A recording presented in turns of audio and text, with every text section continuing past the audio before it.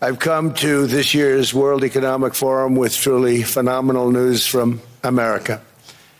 Yesterday marked the one-year anniversary of my inauguration, and today, after 12 months back in the White House, our economy is booming, growth is exploding, productivity is surging, investment is soaring, incomes are rising, inflation has been defeated, our previously open and dangerous border is closed and virtually impenetrable, and the United States is in the midst of the fastest and most dramatic economic turnaround in our country's history. Under the Biden administration, America was plagued by the nightmare of stagflation, meaning low growth and high inflation, a recipe for misery, failure, and decline. But now, after just 1 year of my policies, we are witnessing the exact opposite: virtually no inflation and extraordinarily high economic growth. Over the past 3 months, core inflation has been just 1.6%. Meanwhile, fourth quarter growth is projected to be 5.4%, far greater than anybody other than myself and a few others had predicted. Since the election, the stock market has set 52 all-time high records. So that's in 1 year, 52 records, adding $9 trillion in value to retirement accounts, 401ks, and people's savings. People are doing very well. They're very happy with me. Since my inauguration, we've lifted more than 1.2 million people off of food stamps, and after 4 years in which Biden secured less than $1 trillion of new investment in our country. Think of that, $1 trillion, substantially less than that. In 4 years, we've secured commitments for a record-breaking $18 trillion, and we think when the final numbers come out, they'll be closer to $20 trillion of investment. That's never been done by any country at any time, not even close. Just over 1 year ago, under the radical left Democrats, we were a dead country. Now we are the hottest country anywhere in the world. In fact, the United States economy is on pace to grow at double the rate that was projected by the IMF just last April. And with my growth and tariff policies, it should be much higher. I really believe we can be much higher than that.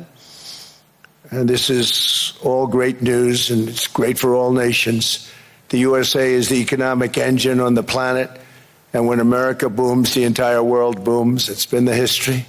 When it goes bad, it goes bad.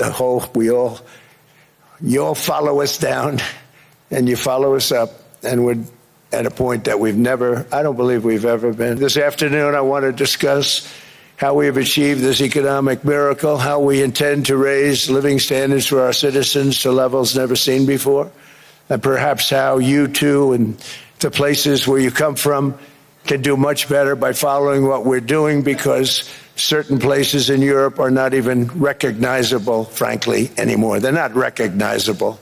And we can argue about it, but there's no argument. Friends come back from different places. I don't want to insult anybody and say I don't recognize it. And that's not in a positive way. That's in a very negative way. And I love Europe, and I want to see Europe go good. But it's not heading in the right direction. In recent decades, it became conventional wisdom in Washington and European capitals that the only way to grow a modern Western economy was through ever-increasing government spending, unchecked mass migration, and endless foreign imports.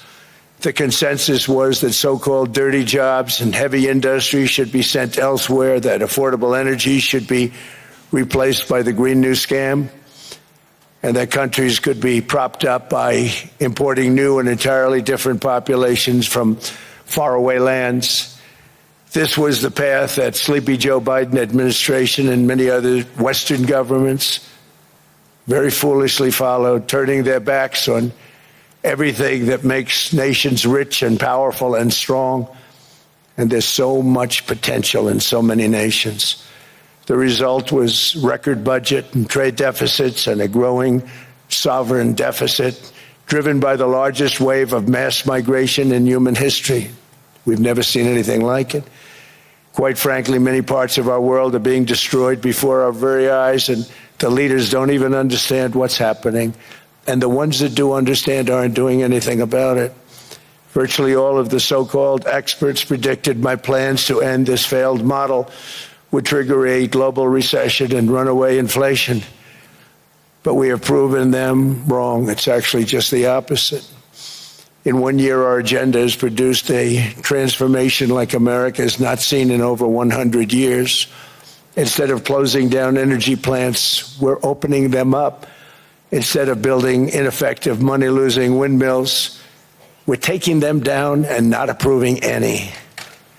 Instead of empowering bureaucrats, we're firing them, and they're going out and getting jobs in the private sector for 2 and 3 times what they were making in government.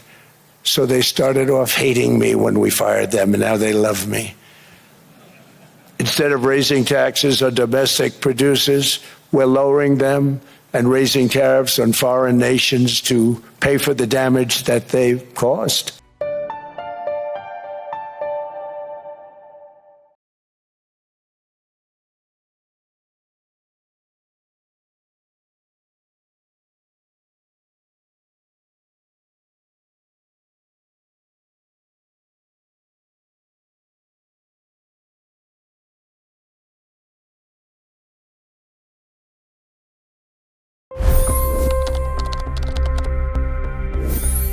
$25 crore गरीब गरीबी को परास्त करके बाहर निकले। For the good of our nation, let's work together and let's truly make America great again.